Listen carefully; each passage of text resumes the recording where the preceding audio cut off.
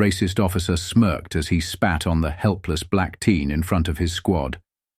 But his laughter died when the kid pulled out a badge, and it wasn't just any badge. It was the one that could end his career. Before we get back to it, I'd love to know where you're watching from today. The city stirred with early breath. Sidewalks shimmered from the night's soft rain, and traffic lights blinked their sleepy rhythm.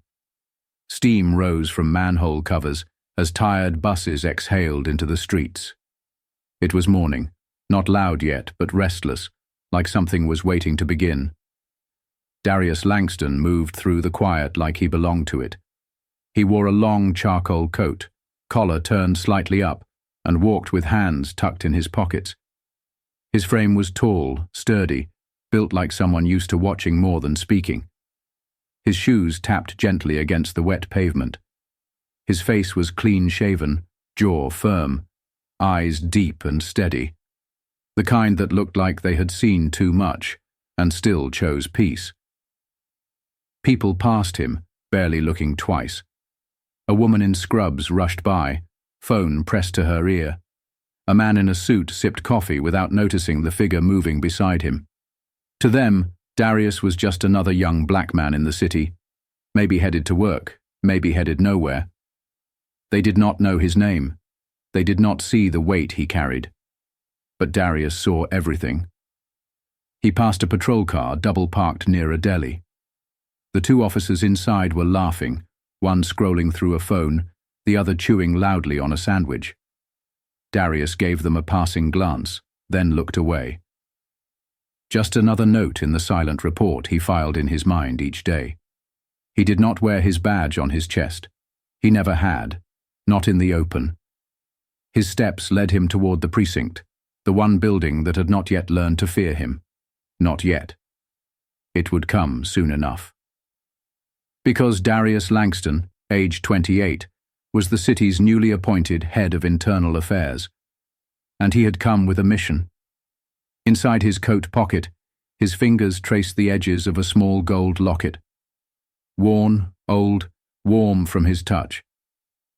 It had once belonged to his mother, a nurse, a fighter, a woman who gave hugs like shields and prayers like armor. She had passed 5 years ago, cancer too fast and too cruel. But her voice still lived in him. Darius, she used to say, kneeling to tie his school shoes, people will see your skin before they see your soul, so you walk like your soul is louder. He never forgot that. Each morning before work, he paused and held her locket between both hands. No words, just stillness, a ritual, a grounding. He could feel her in those seconds, reminding him that silence was not weakness. It was preparation. He walked past a homeless man curled beneath a red awning. The man coughed once, then turned over. Darius reached into his pocket and left a folded $5 bill on the man's backpack without a word. Not for show, just because. As he approached the precinct doors, he slowed, looked up. The sun was beginning to slip through the gaps between glass towers. It painted the sidewalk gold in patches, like blessings spilled from the sky. For a moment, the city looked soft. Darius paused. He watched a white officer laughing with his partner just inside the station lobby. The younger one, maybe new, seemed unsure, glancing quickly over his shoulder when their joke took a darker turn. Darius caught the flicker of discomfort. He logged it in his mind. This city did not need noise to be broken. It was cracked in the silences, in the things no one corrected, in the things people chose not to see. But Darius saw, and unlike the others, he had the power to do something about it. He took one last look at the street behind him, the blur of people, taxis, honking horns, and coffee steam, then stepped forward into the building. He moved like a shadow into the precinct lobby, coat still closed, badge still hidden. The quiet watcher had arrived, and the city would soon know his name. It was supposed to be a quiet day. Darius did not wear his uniform, no badge, no paperwork. Just a plain black hoodie, jeans, and his usual calm. He had taken a detour into the southern part of the city, a neighborhood known for its heavy patrol presence and its history of complaints. Today was not about catching anyone. It was about observing, listening, seeing how people were treated when they thought no one important was watching. He parked his car on a narrow side street, engine off, windows cracked. Birds chirped faintly through the noise of traffic. A school bus rumbled by in the distance. His phone buzzed in his pocket, a message from a staff investigator. Darius looked down, reading. Then the sirens came. Flashing red and blue lights exploded in his rearview mirror. A police cruiser swung in fast behind him, blocking the car in. Tires screeched slightly against the curb. 2 officers jumped out. One of them, tall, heavy-set, white, mid-40s, moved with the eagerness of someone ready for a fight. His name tag read, Officer Markson. Darius sat still, both hands visible on the wheel. His heart did not race. His breath stayed even. He had trained for moments like this. Markson barked from behind his open door. "Hey, step out of the vehicle!" Darius calmly turned off his phone and set it on the dashboard. He opened the door slowly. "I am parked legally," he said evenly. "Is there a problem?" Markson scoffed. "You loitering? Got a reason to be out here just sitting around?" "I pulled over to respond to a message. I will be moving shortly." Markson approached with a swagger that came not from confidence, but from history. He looked Darius up and down. "License and registration." Darius handed them over without a word. Markson did not even glance at them. Instead, he stepped forward, pressing a firm hand against Darius's chest. Darius tensed, not from fear but restraint. "Empty your pockets," Markson said. "I do not have anything illegal, officer." "Oh, so now you get to decide what I ask for." Markson stepped closer, face just inches away. Then, it happened. Markson leaned in and spit. A thick glob landed on Darius's chest, just below the collarbone. Warm, wet, and loud. Time seemed to stop. "You people think you run things now, huh?" Markson muttered. The second officer stood back, arms crossed. He looked uncomfortable but said nothing. Darius blinked. Once. He did not move. He did not speak. The spit slid slowly down his shirt. He looked into Markson's eyes, not with anger, but with something colder. Disappointment. As if this moment had proven what he already knew. Then, with a steady hand, Darius reached up, pulled a clean cloth from his coat pocket, and wiped the spot. He folded the cloth neatly, slid it back into his pocket. Markson laughed. "What? Cat got your tongue now? That all you got?" Darius turned to him and said softly, "I will be going now." He stepped back into his car, closed the door gently. Markson and his partner walked away, chuckling, shoulders relaxed. Darius sat behind the wheel in silence. The spit stain still lingered, even after the cloth had done its work. A small group of teens across the street had stopped their bikes to watch. One of them, no older than 15, held up a phone, half raised, half afraid. They were not laughing. They were not yelling. They just watched. Darius glanced their way for a brief second. His eyes met one of the boys. Neither spoke. And in that moment, Darius felt the weight shift. This was no longer about just him. This was a wound that had lived too long in silence.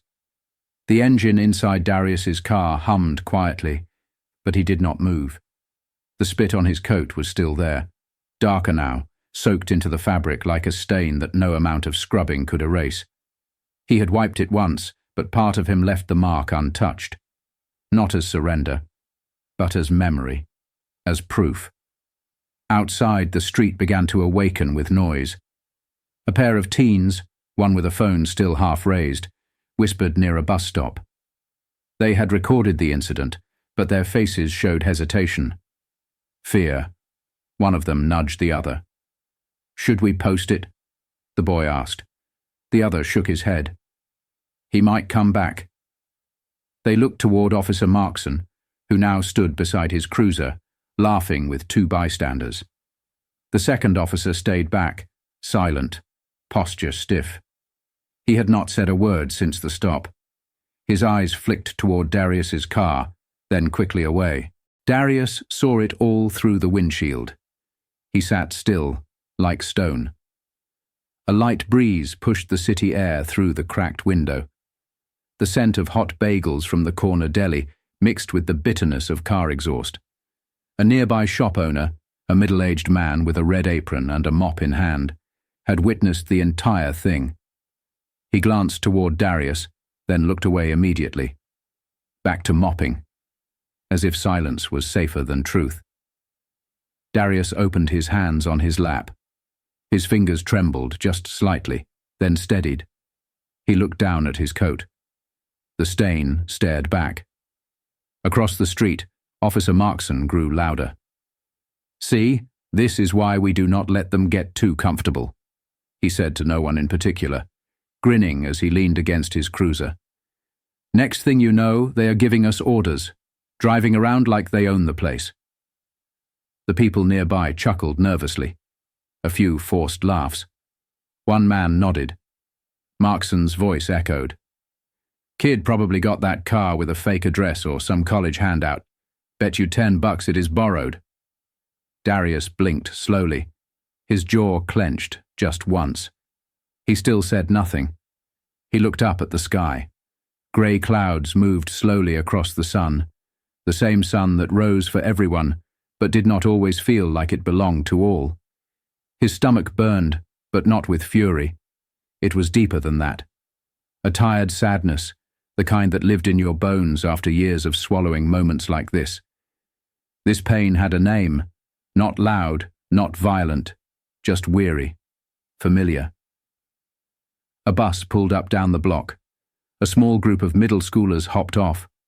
Most ran toward the corner store laughing, tossing a soccer ball between them. But one boy, thin, maybe 11, walked slower. He wore a backpack too big for his frame and held a half-eaten sandwich in one hand. As he passed Darius's car, he slowed. He noticed the mark on the coat. His steps stopped. Darius looked up and saw him, the boy staring right at the dried spit across his chest. Their eyes locked. No words, no sound. The boy's face twisted in quiet confusion. Not fear, not disgust. Just a question. Why? Darius felt it hit him harder than any insult could. This boy did not see a powerful man, or a respected investigator, or a grown adult who could handle himself. He saw someone who looked like him, humiliated and small, powerless. And the world had taught that boy something in that instant, something Darius could not take back. The boy walked on, silent. Darius looked down again. The locket in his pocket felt heavier. Across the street, Markson kept laughing. He turned to his partner. He did not even fight back, probably used to it. The partner did not respond. A woman waiting at the crosswalk gave Darius a sideways glance, eyes full of pity, then quickly turned away.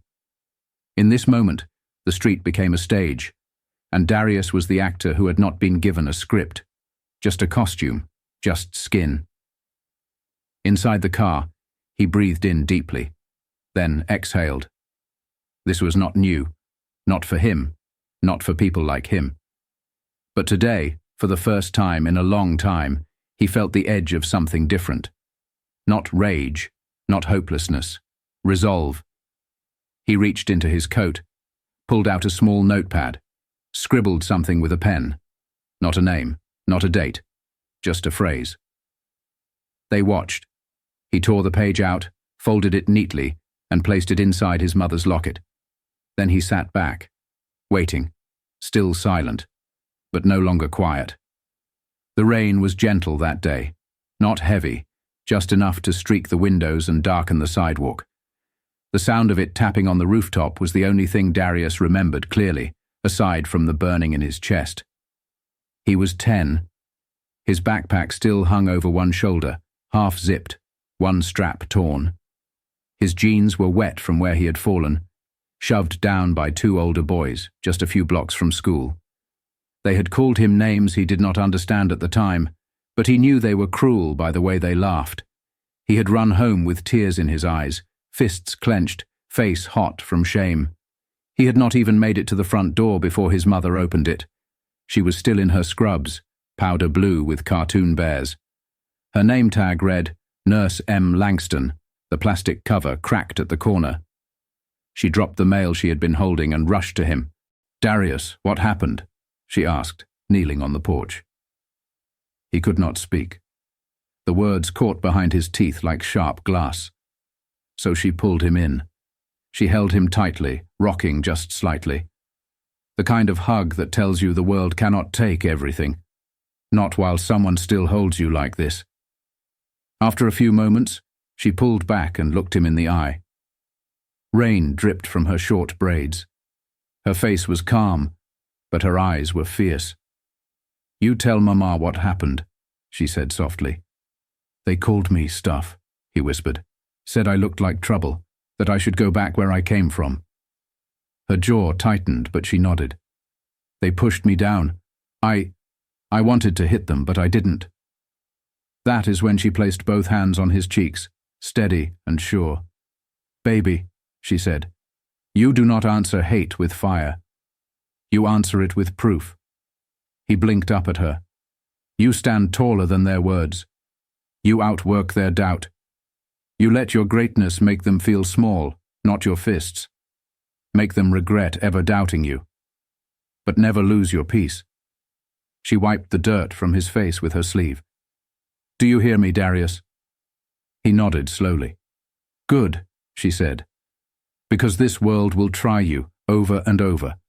But you fight different. You fight smart. You fight like someone who already knows who he is."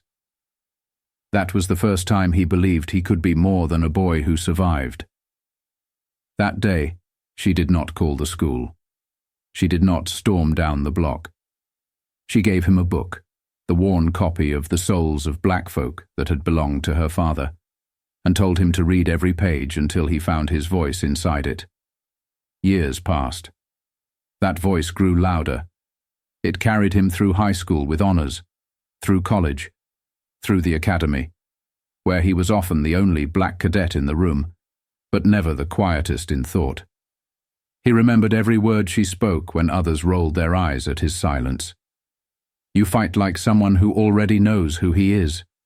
She lived to see his graduation, barely. By then, the cancer had already spread. Still, she stood in the front row, too weak to clap, but strong enough to cry. In the hospital room weeks later, the beeping machines and white curtains faded into the background as she whispered the final lesson. "Promise me," she said, her voice thin but unshaken. "You will change this world, from inside." Darius held her hand. "I promise, Mama." She smiled, faintly, slowly, then closed her eyes. Back in the present, Darius stood in the mirror of his apartment. He was still wearing the coat from the day before, the spit stain faded but visible. He looked at it, then at his reflection. He touched the locket hanging from his neck. He was no longer that small boy. He had stepped fully into the storm she once shielded him from. And now, he was ready to walk through it, not to survive, but to change its course. The door clicked softly behind him as Darius stepped into his apartment. No lights, no music, just silence. The same silence that had once comforted him now sat heavy across the room. He walked past the small bookshelf where his academy certificate hung in a modest black frame, past the framed photo of his mother, smiling in her scrubs, arms wrapped around a much younger Darius. He did not stop to look. He knew every detail of her face already. He sat on the edge of his bed and stared at the floor. The coat still hung from his shoulders. The stain was faint now, dried, but it had not left. Like the feeling in his chest, steady, sharp, unshakable. He reached over to his nightstand, pulled open the drawer. Inside was a worn leather badge case. He flipped it open. The golden letters read, City of Halewood, Internal Affairs Division, Deputy Director, Darius Langston. He placed the badge gently on the bed beside him. Then, slowly, he removed the locket from around his neck and set it next to the badge. 2 pieces of his life.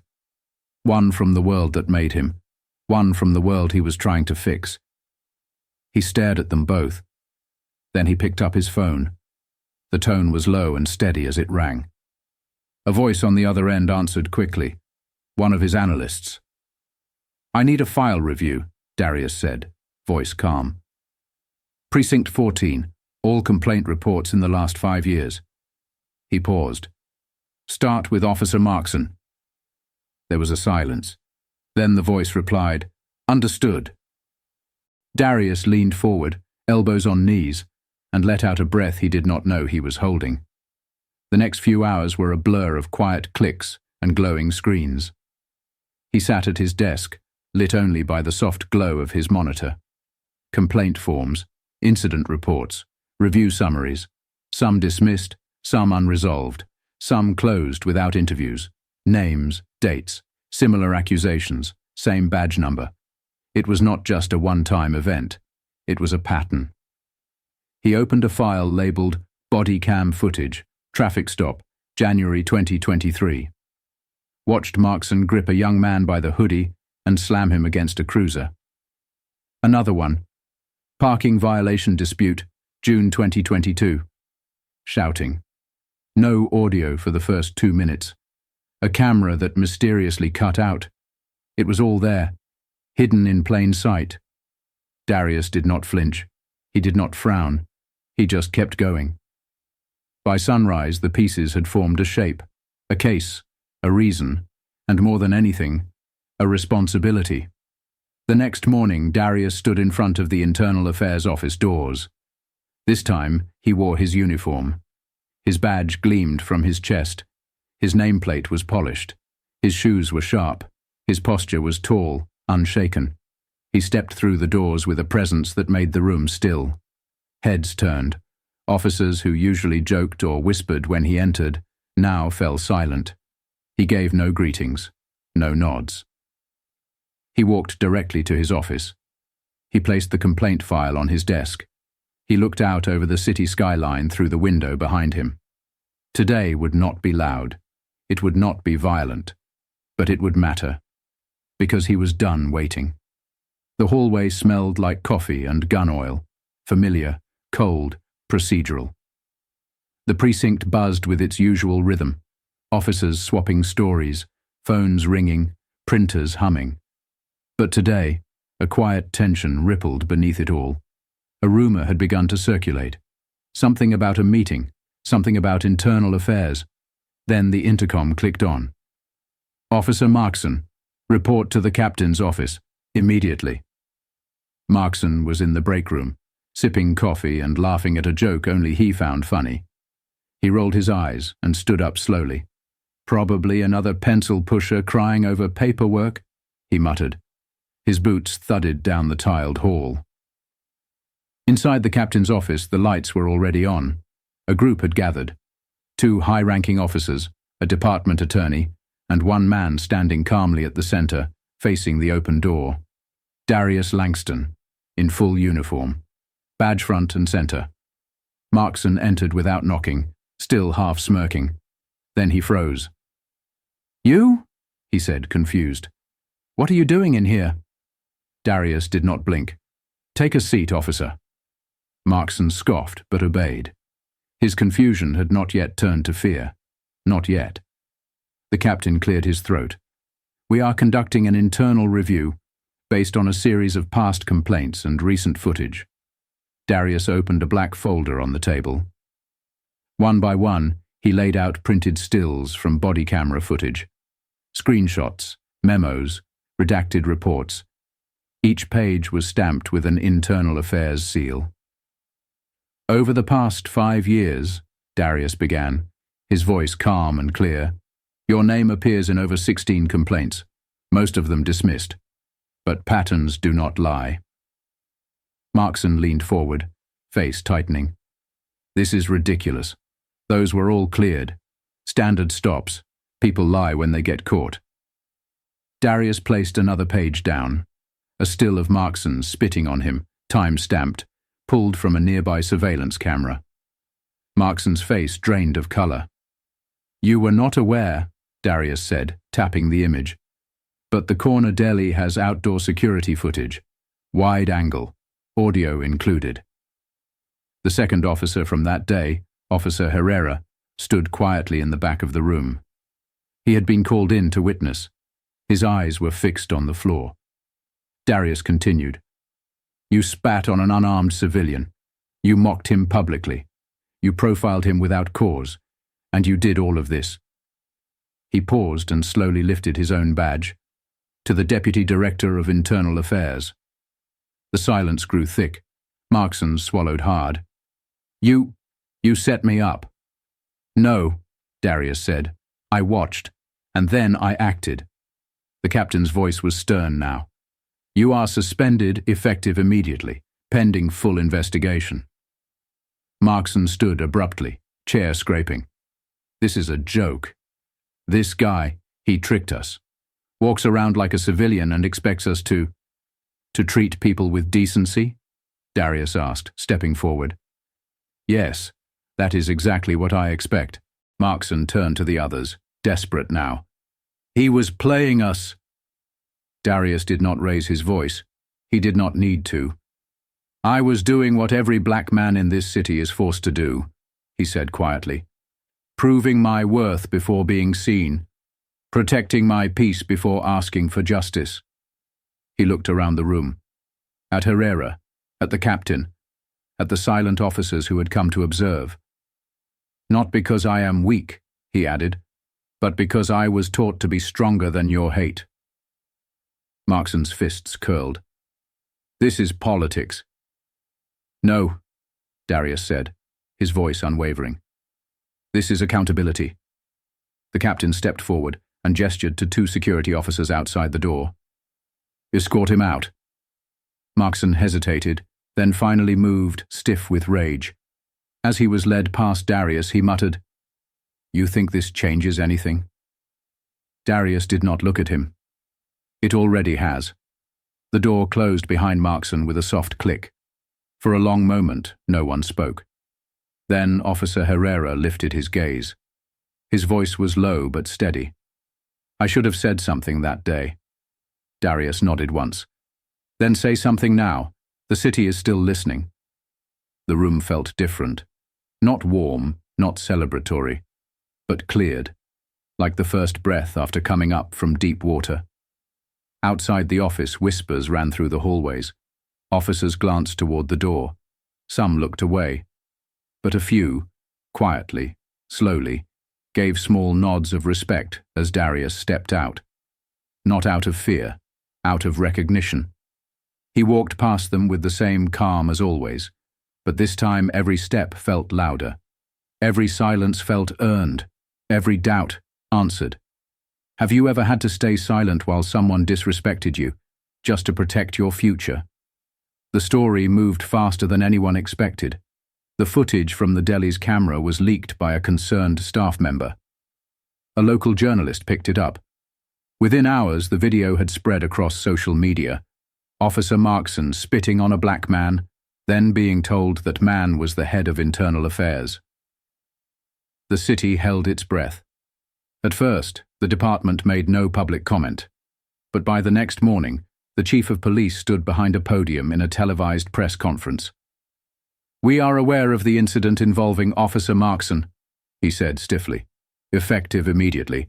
He has been suspended without pay, pending a full investigation. Our department does not tolerate abuse of power." But the people had already made up their minds. There were protests, not loud, not violent, just long lines of people holding up signs with simple words, "Respect is not optional." "We are watching. Darius Langston speaks for us." Inside the precinct, everything was quieter now. The jokes had stopped. The sideways glances had faded. Darius walked the halls as if nothing had changed, but everything had. Officer Herrera caught up with him near the copy room. He looked nervous, rubbing his hands together. "I, just wanted to say thank you," he said, "for handling it the way you did. I should have spoken up when I saw it happen." Darius gave a small nod. "Then speak up next time. That is how change starts." Later that afternoon, an email went out to every division. It was short, official. All officers are required to complete new training on racial bias, use of authority and accountability, effective immediately, mandatory. Darius did not send it himself. The captain had. Small steps. Still, it mattered. At a quiet intersection downtown, the same group of teens from that day stood on their bikes near a corner store. One of them scrolled through his phone and played the video again, this time from the news. It showed Darius at the front of the precinct, standing firm, reading the charges out loud. "He's one of us," the kid muttered. "He made it," another said. A younger boy riding past on a scooter stopped to listen. His eyes were wide. That night, Darius returned home late. The city lights blinked outside his apartment window. He sat on the couch, still in uniform, the badge resting against his chest like it finally belonged. His phone buzzed. A message from the mayor's office. "Thank you for your integrity. Let us know how we can support your department's continued work." He stared at the message for a long time, then set the phone down and opened the drawer next to him. Inside was the folded note he had written days ago. They watched. He unfolded it slowly. Then, with calm purpose, he crossed out one word. Now it read, "They listened." The courthouse steps were still warm from the afternoon sun. Darius sat near the top, legs stretched out, elbows resting on his knees. The city moved in the background, cars honking, pigeons cooing, heels clicking across concrete. But up here, everything felt quiet. Still. He had no meetings today, no press, no new files to read. Just air, just time. He wore no badge now, just a simple button-down shirt, sleeves rolled up, and his mother's locket hanging loose around his neck. It swung lightly in the breeze. A small smile tugged at the corner of his mouth. Not from pride, not from relief, just peace. A kind he had not felt in years. Below, 2 cadets exited the building. Young, fresh-faced, nervous in their new uniforms. One of them glanced up and saw Darius sitting alone. He nudged the other. "Is that him?" he whispered. Darius met their eyes, gave a slow, steady nod. The cadets straightened up, almost instinctively, then walked on. It was not about being feared, it was about being known. He leaned back on his palms, letting the sunlight rest on his face. In his mind, he heard her voice again, not loud, but steady, like a thread stitched through his life. "You are exactly where you are meant to be." He closed his eyes for a moment, not to forget, but to hold. There was still work to do, still broken systems, still officers who did not see people, only threats, still boys growing up wondering if their skin would be mistaken for guilt. But not today. Today was for breathing, for remembering what it meant to walk through fire and come out whole. What would you do if your silence could change everything? The sun dipped lower behind the courthouse. A soft wind picked up. Darius stood slowly, like a man with time. He placed one hand over the locket at his chest, then turned and walked down the steps. Not with purpose this time, but with peace. Dignity is not something you wear. It is something you keep, even when no one else sees it.